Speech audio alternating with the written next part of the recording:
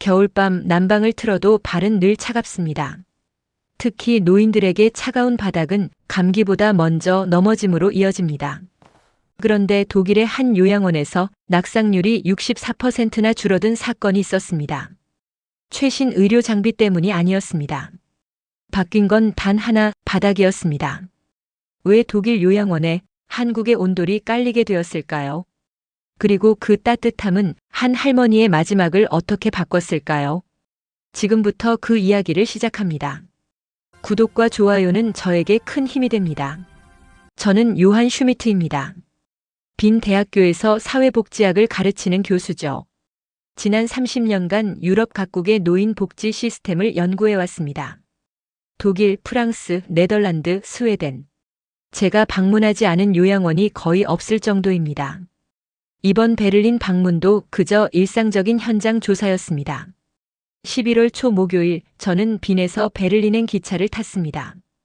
5시간 동안 창밖으로 가을이 지나갔어요. 기차 안은 따뜻했지만 발밑은 차가웠습니다. 난방이 위에서만 내려오는 방식이라 바닥까지는 열기가 닿지 않았죠. 베를린에 도착해 젤렌도르프까지 지하철로 이동했습니다. 역에서 내려 주택가를 10분쯤 걸었어요. 조용한 동네였습니다. 모퉁이를 돌자 4층짜리 건물이 보였습니다. 외관은 평범했습니다. 베이지색 벽, 큰 창문들, 입구에 완만한 경사로. 독일 요양원의 표준 설계였어요. 간판도 수수했습니다. 젤렌도르프 노인 요양원이라고만 적혀 있었죠. 저는 경사로를 따라 올라갔습니다. 자동문이 열렸습니다. 그 순간이었습니다. 뭔가 달랐습니다. 공기가 아니 정확히는 온도가 달랐어요. 따뜻했습니다. 방금까지 차가운 바람 속을 걸었는데 문을 들어서자마자 온기가 감쌌습니다. 하지만 일반적인 실내 난방과는 느낌이 달랐어요. 저는 잠시 멈춰 섰습니다. 외투를 입고 있는데도 덥다는 느낌이 들었습니다. 무의식적으로 외투 단추를 풀었어요. 그리고 발바닥으로 뭔가를 느꼈습니다. 온기. 바닥에서 올라오는 온기였습니다. 신발을 신고 있는데도 그 따뜻함이 느껴졌어요. 마치 바닥이 살아있는 것 같았습니다. 30년간 수백 개의 요양원을 방문했지만 이런 경험은 처음이었습니다. 복도가 눈에 들어왔습니다. 길고 넓은 복도 양쪽으로 방문들이 보였고 벽에는 액자들이 걸려 있었습니다. 몇몇 노인들이 천천히 걷고 있었어요. 이상했습니다. 노인들의 걸음이 편안해 보였어요. 보통의 요양원에서는 노인들이 조심스럽게 걷습니다. 바닥이 차갑거나 미끄러울까봐 불안해하죠. 하지만 이곳은 달랐습니다. 몇몇은 양말 차림이었는데도 자신있게 걸었어요. 저는 천천히 복도를 걸었습니다. 걸으면서도 계속 바닥의 온기를 느꼈어요. 발끝에서 발 뒤꿈치까지 고르게 따뜻했습니다. 이건 라디에이터 난방이 아니었어요. 라디에이터는 공기를 데우지만 바닥은 차갑게 남죠. 이건 달랐습니다. 바닥 자체가 살아서 숨 쉬는 것 같았습니다. 복도 끝에 관리실이 보였습니다. 문이 열려 있었어요. 안에서 60대 중반쯤 되어 보이는 여성이 서류를 보고 있었습니다. 저는 문을 노크했습니다. 여성이 고개를 들었습니다. 부드러운 얼굴이었어요. 환영한다는 듯 미소를 지으며 손을 내밀었습니다. 카타리나 밀러, 요양원 관리실장이라고 했습니다. 악수를 나누는데 손이 따뜻했어요. 그녀가 의자를 권했고 저는 앉았습니다. 그런데 앉아서도 느껴졌어요. 바닥의 온기가 의자 다리를 타고 올라오는 것 같았습니다. 저는 참지 못하고 물었습니다. 바닥 난방이 특이하다고 어떤 방식이냐고요? 카타리나가 잠시 창밖을 보더니 설명하기 시작했습니다. 노인들은 추위를 많이 탄다고 했습니다. 체온이 조금만 떨어져도 낙상 위험이 커지고 라디에이터는 공기만 데울 뿐이라고요. 노인들이 느끼는 추위는 뼛속에서 올라온다는 말이 가슴에 와닿았습니다. 그래서 전체 바닥 난방으로 설계했다고 했습니다. 건물 전체가 하나의 따뜻한 공간이 되도록요. 저는 고개를 끄덕이며 노트에 메모했습니다. 그리고 물었어요. 시공이 쉽지 않았을 텐데 어떻게 했냐고요? 카타리나가 잠시 멈췄습니다. 그리고 말했습니다. 한국에서 기술자를 초청했다고요. 한국이요? 저는 펜을 멈췄습니다. 유럽 요양원에서 한국 기술자를 초청했다는 게 의외였습니다. 온돌이라고 했습니다. 한국의 전통 난방 방식이라고요. 수천 년 전부터 사용해온 방식인데 바닥 전체를 따뜻하게 데우는 기술이라고 설명했습니다. 온돌. 그 단어를 저는 보고서에서 본 적이 있었습니다. 아시아 건축 연구 자료에서 간략하게 언급된 적이 있었죠. 하지만 실제로 적용된 사례는, 그것도 독일 요양원에서 적용된 사례는 처음이었습니다. 동양의 오래된 기술이 서양의 현대식 요양원에 적용되다니 예상 밖이었습니다. 저는 질문을 쏟아냈습니다. 비용은 얼마나 들었는지, 유지비는 어떤지. 카타리나가 답했습니다. 초기 비용은 일반 난방보다 30% 높았지만 유지비는 오히려 낮다고요. 열 손실이 적고 에너지 효율이 좋다고 했습니다. 그리고 덧붙였습니다. 하지만 진짜 효율은 숫자가 아니라고요. 노인들이 편안해한다는 것, 그게 진짜 효율이라고요. 저는 그 말에 대답하지 못했습니다. 복도를 함께 걸어보자고 카타리나가 제안했습니다. 저는 노트를 덮고 일어섰어요. 관리실을 나와 다시 복도로 나왔습니다. 걸으면서도 계속 바닥의 온기를 느꼈습니다. 발밑에서 올라오는 이 따뜻함은 단순한 난방 이상의 무언가였습니다. 이 따뜻함은 무엇일까? 기술일까 아니면 철학일까? 그 질문이 머릿속에서 떠나지 않았습니다. 카타리나가 복도를 함께 걸어보자고 했습니다. 벽에 오래된 사진들이 걸려 있었습니다. 1960년대 베를린 거리, 동독 시절의 무도회장. 한 시대가 벽을 따라 펼쳐져 있었습니다. 각 방 앞에는 입주자들의 젊은 시절 사진이 있었습니다. 무대 위에 발레리나, 큰 기계 앞에 기계공, 하얀 간호복을 입은 간호사, 가죽 앞치마를 두른 재화공. 저는 사진들을 바라봤습니다. 사진 속 사람들은 모두 20대에서 30대였어요. 눈빛이 살아있었습니다. 지금 이 복도를 걷고 있는 노인들의 젊은 시절이었죠. 카타리나가 말했습니다. 이곳을 삶이 이어지는 공간으로 만들고 싶었다고요. 그때 203호 문이 열리고 한 할머니가 나오셨습니다. 허리가 굽었지만 걸음은 안정적이었어요. 양말 차림으로 복도를 걷기 시작했습니다. 카타리나가 안나라고 불렀습니다. 할머니는 고개만 끄덕이고 계속 걸었어요. 저는 이상한 걸 느꼈습니다. 편안함. 보통의 요양원 노인들은 걸을 때 불안해합니다. 넘어질까봐, 미끄러질까봐. 하지만 안나 할머니는 달랐습니다. 양말만 신고도 확신 있게 걸었어요. 카타리나가 설명했습니다. 바닥이 따뜻하니 실내화 없이도 괜찮다고요. 발바닥으로 온기를 느끼며 걸으니 감각이 살아난다고 했습니다. 할머니는 복도 끝까지 갔다가 돌아왔어요. 왕복 50m를 아무 지지대 없이 걸었습니다. 할머니의 방문 앞에 사진이 걸려 있었습니다. 젊은 여성이 아이 둘을 안고 웃고 있었어요. 배경은 빵집이었습니다. 진열대에 빵들이 가득했고 하얀 앞치마를 두른 모습이 인상적이었죠. 1970년대쯤 되어 보였습니다. 카타리나가 사진을 보며 이야기했습니다. 안나는 새 아이를 키우며 빵집을 운영했다고 합니다. 남편이 일찍 세상을 떠나서 혼자 아이들을 키웠대요.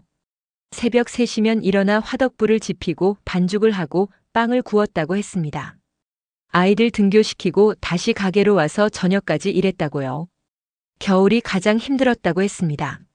새벽 3시 빵집은 얼음장 같았대요. 화덕에 불을 지펴도 가게 전체가 따뜻해지려면 1시간은 걸렸다고요. 그 시간 동안 발은 꽁꽁 얼었지만 따뜻한 빵 반죽을 만지면서 참았다고 했습니다. 손은 따뜻했지만 발은 차가웠던 그 시간들. 카타리나가 조용히 덧붙였습니다. 평생 따뜻한 빵을 구우며 살았던 분이 말년에 발이 시린 복도를 걷게 된다면 어떻겠냐고요. 그 말이 가슴을 찔렀습니다. 안나 할머니가 복도 끝에서 돌아오고 계셨습니다. 천천히 하지만 꾸준하게 걸었어요. 저희 앞을 지나갈 때 할머니가 저를 쳐다봤습니다. 그리고 짧게 미소를 지으셨어요. 말은 없었지만 그 미소는 평온했습니다. 할머니의 발밑에서 온기가 올라오고 있었습니다. 평생 새벽 3시에 일어나 차가운 바닥을 견뎌온 발. 아이들을 위해 하루 15시간씩 서서 일하던 발. 그 발이 이제는 따뜻한 바닥 위에 있었습니다. 저는 갑자기 질문하고 싶어졌습니다. 할머니에게 물어보고 싶었어요. 이 바닥이 어떠냐고, 따뜻하냐고. 하지만 묻지 않았습니다. 할머니의 표정이 이미 모든 걸 말해주고 있었으니까요. 카타리나가 계속 걸었습니다. 저도 따라갔어요. 2층으로 올라가는 계단도 따뜻했습니다. 손잡이를 잡고 올라가는데 발밑에서 계속 온기가 느껴졌어요. 2층 복도에는 작은 휴게 공간이 있었습니다. 소파가 놓여 있고 4~5명의 노인이 앉아 있었어요. 한 할아버지가 신문을 읽고 있었는데 맨발이었습니다. 양말도 신지 않고 바닥에 발을 편안하게 대고 계셨죠. 카타리나가 속삭였습니다. 저분은 전직 교사라고요. 40년간 역사를 가르쳤는데 지금도 매일 신문을 읽으며 세상을 확인한다고 했습니다. 여름에도 겨울에도 맨발로 지낸다고요. 바닥이 따뜻하니 가능한 일이라고 했습니다. 다른 할머니 2분은 카드게임을 하며 웃고 있었습니다. 소파에 앉아 있었지만 발은 편안하게 바닥에 닿아 있었어요. 저는 그 장면을 보며 깨달았습니다. 이곳의 노인들은 바닥을 두려워하지 않았습니다. 보통의 요양원에서 노인들은 바닥과 거리를 둡니다. 차갑고 딱딱하고 넘어지면 다치는 곳. 그래서 침대에, 의자에, 소파에 오래 머뭅니다. 바닥은 피해야 할 대상이죠. 하지만 이곳은 달랐습니다. 바닥이 친구였어요. 따뜻하게 받쳐주는 믿을 수 있는 존재였습니다. 온돌은 단순한 난방이 아니라 존중이라는 카타리나의 말이 다시 떠올랐습니다. 저는 이제 그 말의 의미를 조금 이해하기 시작했습니다. 노인을 존중한다는 건 편의시설을 제공하는 게 아니었어요. 안전장치를 설치하는 것도 아니었습니다. 노인의 발을 존중하는 것, 평생 일하며 닳고 아픈 발을 차갑지 않게 해주는 것, 그게 진짜 존중이었습니다. 복도를 걷다 창밖을 봤습니다. 11월의 베를린, 나뭇잎이 다 떨어진 가로수들이 보였어요. 차가운 바람이 창문을 스쳤습니다. 하지만 제 발밑은 따뜻했습니다.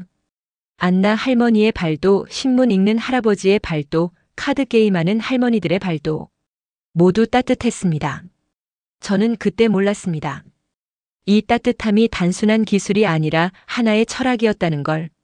그리고 그 철학이 곧 제 모든 생각을 바꿔놓을 거라는 걸. 하지만 저는 30년간 학자로 살아왔습니다. 감동만으로는 부족했어요. 안나 할머니의 미소가 아름다웠지만 그것만으로 시스템을 평가할 수는 없었습니다. 저는 카타리나에게 구체적인 데이터를 요청했습니다. 낙상 발생률, 호흡기 질환 빈도, 입주자 만족도. 숫자로 확인할 수 있는 것들이요. 관리실로 돌아가 카타리나가 두툼한 보고서를 꺼냈습니다. 지난 3년간의 운영 데이터였어요. 저는 노트북을 꺼내 숫자들을 정리했습니다. 낙상 발생률, 온돌 설치 전 연간 42건, 설치 후 3년차 15건. 64% 감소. 호흡기 질환 입원율, 설치 전 겨울철 23%, 설치 후 12%.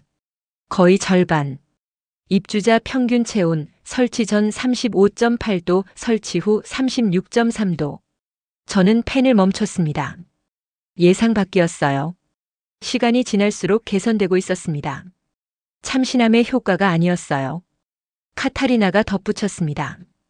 약물 사용량도 40% 감소했다고요. 진통제와 수면제 처방이 줄었다고 했습니다. 노인들이 더 잘 자고 통증을 덜 느낀다는 의미였어요. 카타리나가 비교 데이터를 보여줬습니다. 베를린의 다른 요양원 2곳과 비교한 자료였어요. A 요양원 라디에이터 낙상률 38건, B 요양원 라디에이터 낙상률 41건, 젤렌도르프 온돌 낙상률 15건. 차이가 명확했습니다. 숫자는 거짓말을 하지 않았어요. 카타리나가 저녁 식사 시간을 보고 가겠냐고 물었습니다. 저는 남기로 했어요.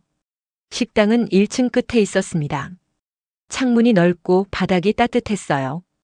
입주자들이 하나둘 들어왔습니다. 안나 할머니도 보였어요. 역시 양말 차림이었습니다. 30분 동안 관찰했습니다. 노인들이 음식을 먹고 이야기하고 웃고 천천히 방으로 돌아갔어요. 단 한 명도 넘어지지 않았습니다. 모두 편안해 보였습니다. 저는 깨달았습니다. 제가 불편했던 이유를. 30년간 저는 효율을 연구했습니다. 비용 대비 효과, 투입 대비 산출.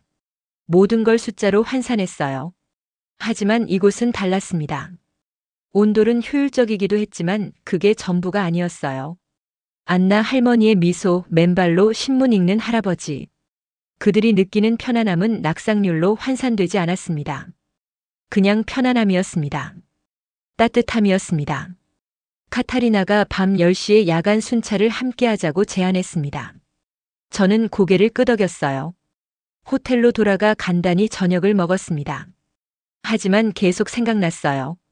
안나 할머니의 발밑에서 올라오던 온기. 밤 9시 50분 다시 요양원으로 향했습니다. 야간의 요양원은 조용했습니다. 복도 조명이 어두웠지만 바닥은 따뜻했어요. 카타리나와 야간 간호사가 나왔습니다. 간호사가 손전등을 들고 각 방을 확인했어요.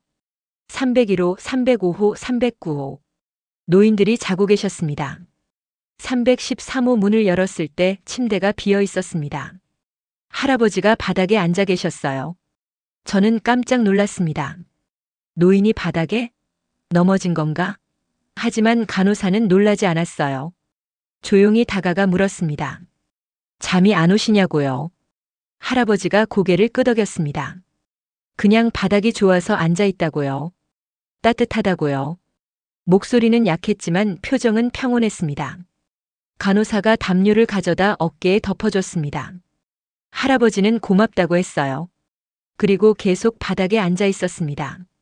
벽에 등을 기댄 채 두 다리를 쭉 뻗고요. 저희는 조용히 나왔습니다. 복도에서 카타리나가 속삭였습니다. 저분은 파킨슨병이 있다고요. 떨림 때문에 잠을 못 이루는 날이 많은데 바닥에 앉아 있으면 조금 나아진다고 했습니다. 온기가 근육을 이완시키는 것 같다고요. 저는 아무 말도 하지 못했습니다. 보통의 요양원이었다면 노인이 밤에 바닥에 앉아 있는 건 위험 신호입니다. 낙상 위험, 저체온 위험. 간호사가 즉시 침대로 돌려보내야 하죠. 하지만 이곳은 달랐어요. 바닥이 안전했습니다. 따뜻하고 부드럽게 받쳐줬어요. 할아버지는 거기 앉아서 평온했습니다. 야간 순찰이 끝나고 저는 물었습니다. 313호 할아버지가 자주 바닥에 앉으시냐고요. 거의 매일이라고 했습니다. 새벽 2시쯤 되면 1시간 정도 앉아 계신다고요. 그러다 다시 침대로 가서 주무신다고 했습니다. 위험하지 않냐고 물었습니다. 카타리나가 미소 지었어요. 바닥이 따뜻하니 괜찮다고요. 오히려 침대에 누워 뒤척이는 것보다 안전하다고 했습니다. 저는 고개를 끄덕였습니다. 호텔로 돌아가는 길 저는 계속 생각했습니다. 숫자는 좋았습니다. 데이터는 명확했어요. 온돌은 효율적이었습니다. 하지만 그게 전부가 아니었어요. 313호 할아버지가 새벽 2시에 바닥에 앉아 있는 모습, 안나 할머니가 양말 신고 걷는 모습, 맨발로 신문 읽는 할아버지. 그들에게 온돌은 숫자가 아니었습니다. 삶이었습니다. 호텔 방에서 노트를 펼쳤습니다. 오늘을 정리하려 했어요. 하지만 펜이 움직이지 않았습니다. 30년간 써온 보고서 형식으로는 오늘을 설명할 수가 없었습니다. 창밖을 봤습니다. 베를린의 밤이 깊어가고 있었어요. 어딘가에서 안나 할머니가 따뜻한 바닥 위에서 자고 계시겠죠. 313호 할아버지도 지금쯤 바닥에 앉아 계실 겁니다. 그들의 발밑에는 온기가 있습니다. 그 온기는 단순한 난방이 아니었습니다. 빈으로 돌아온 지 3주가 지났습니다. 연구실은 익숙했어요. 하지만 뭔가 달랐습니다. 의자에 앉아 있으면 발밑이 차가웠어요. 대리석 바닥은 겨울이면 얼음장 같았죠. 저는 무의식적으로 발을 비볐습니다. 베를린의 따뜻함이 자꾸 생각났어요. 노트북을 열었습니다. 베를린 보고서를 작성해야 했어요. 하지만 며칠째 한 줄도 쓰지 못하고 있었습니다. 온돌 시스템의 효율성, 낙상률 감소, 그런 문장들이 떠올랐지만 키보드로 옮겨지지 않았어요. 자꾸 다른 장면들이 떠올랐습니다. 안나 할머니, 313호 할아버지, 그들의 발밑에 있던 온기. 11월 넷째 주 화요일 오후였습니다. 연구실 전화가 울렸어요. 독일 번호였습니다. 저는 전화를 받았습니다. 카타리나였습니다. 목소리가 평소보다 조용했어요. 잠시 망설이더니 말했습니다. 안나가 세상을 떠났다고요. 저는 펜을 놓았습니다. 아무 말도 나오지 않았어요. 카타리나가 계속 말했습니다. 지난주 목요일 밤이었다고요. 안나는 자기 방 바닥에서 발견됐다고 했습니다. 평화롭게 눈을 감고 있었대요. 바닥에서요? 저는 물었습니다. 네. 안나는 저녁을 평소처럼 드시고 방으로 돌아갔대요. 밤 10시엔 침대에 계셨지만 새벽 6시 순찰 때 간호사가 발견했다고 합니다. 침대 옆 바닥에 담요를 깔고 그 위에 누워 계셨대요. 양팔을 편안하게 놓고 마치 자는 것처럼. 의사가 확인했을 때 고통의 흔적은 없었다고 했습니다. 카타리나의 목소리가 잠시 멈췄습니다. 그리고 덧붙였어요. 안나는 마지막 순간에도 따뜻한 바닥 위에 있었다고요. 저는 눈을 감았습니다. 안나 할머니가 떠올랐어요. 양말 신고 복도를 걷던 모습. 새벽 3시에 화덕불을 지피고 발이 꽁꽁 얼었지만 따뜻한 빵 반죽을 만지며 참았던 시간들. 평생 차가운 바닥에서 일했던 분. 마지막 순간에는 따뜻한 바닥 위에 계셨습니다. 카타리나가 말했습니다. 장례식에 세 아들이 모두 왔다고요. 큰아들이 말했답니다. 엄마가 이 요양원에 온 뒤로 정말 편안해 보였다고요. 전화할 때마다 발이 따뜻하다고 바닥이 좋다고 말씀하셨대요. 어린 시절 빵집에서 차가운 바닥을 딛고 서 계시던 엄마를 기억한다고 했습니다. 마지막 방문 때도 엄마는 웃고 계셨다고 했습니다. 양말만 신고도 복도를 걸을 수 있다고 70년 넘게 살면서 이렇게 따뜻한 바닥은 처음이라고 하셨답니다. 큰아들이 고맙다고 했대요. 엄마의 마지막 2년이 편안했다고. 그게 가장 중요한 거라고. 전화가 끊어졌습니다. 저는 한참 수화기를 들고 있었어요. 창밖을 봤습니다. 빈의 회색빛 하늘. 차가운 도시였어요. 책상 위에 베를린 사진이 있었습니다. 203호 문 앞에 걸린 안나의 젊은 시절 사진. 빵을 안고 웃고 있는 모습. 안나는 평생을 일했습니다. 세 아이를 혼자 키웠어요. 남편이 일찍 세상을 떠났지만 안나는 포기하지 않았습니다. 새벽 3시에 일어나 화덕에 불을 지피고 차가운 바닥을 참으며 빵을 구웠습니다. 손님들에게 따뜻한 빵을 팔고 아이들에게 따뜻한 집을 만들어줬어요. 그 과정에서 안나의 발은 늘 차가웠습니다. 하지만 마지막 2년 젤렌도르프 요양원에서 안나의 발은 따뜻했습니다. 복도를 걸을 때도 식당에서 식사할 때도 방에서 쉴 때도 그리고 마지막 순간 바닥에 담요를 깔고 누웠을 때도 따뜻했습니다. 저는 노트북을 열었습니다. 보고서를 쓰기 시작했어요. 하지만 예전처럼 쓰지 않았습니다. 효율성 분석으로 시작하지 않았어요. 대신 이렇게 썼습니다. 온돌은 난방 시스템이 아니라 존중입니다. 노인의 발을 존중하는 것. 평생 차가웠던 발을 마지막만큼은 따뜻하게 해주는 것. 숫자로 환산할 수 없는 가치입니다. 하지만 가장 중요한 가치입니다. 안나는 따뜻한 바닥 위에서 평화롭게 세상을 떠났습니다. 70년 넘게 차가운 바닥에서 살았던 분이 마지막 순간만큼은 따뜻한 바닥 위에 있었습니다. 그게 온돌의 의미입니다. 저는 문장을 쓰고 또 썼습니다. 평소와 다른 보고서였어요. 하지만 이게 맞았습니다. 창밖에 눈이 내리기 시작했습니다. 지금쯤 베를린 젤렌도르프 요양원에도 눈이 내리고 있겠죠. 복도에서는 노인들이 천천히 걷고 있을 거예요. 양말 신고 또는 맨발로. 따뜻한 바닥 위를. 313호 할아버지는 오늘 밤에도 새벽 2시쯤 바닥에 앉을 겁니다. 담요를 어깨에 두르고 벽에 기대서 따뜻한 바닥을 느끼며. 203호는 비어 있을 거예요. 안나가 떠난 방. 하지만 바닥은 여전히 따뜻할 겁니다. 다음 입주자를 기다리며. 그 다음 사람도 그 다음도 따뜻할 겁니다. 온기는 계속될 겁니다. 보고서를 저장했습니다. 30년간 써온 것과는 달랐어요. 하지만 이게 진짜였습니다. 사진 속 젊은 안나가 빵을 안고 웃고 있었어요. 평생 따뜻한 빵을 만들었던 사람. 마지막은 따뜻한 바닥 위에서 편안했던 사람. 편히 쉬세요, 안나. 당신의 발은 이제 더 이상 차갑지 않습니다. 차가운 바닥이 따뜻해졌을 때 삶의 마지막도 달라졌습니다. 이 이야기가 의미 있었다면 구독과 좋아요로 함께 해주세요. 늘 건강하시고 행복하세요.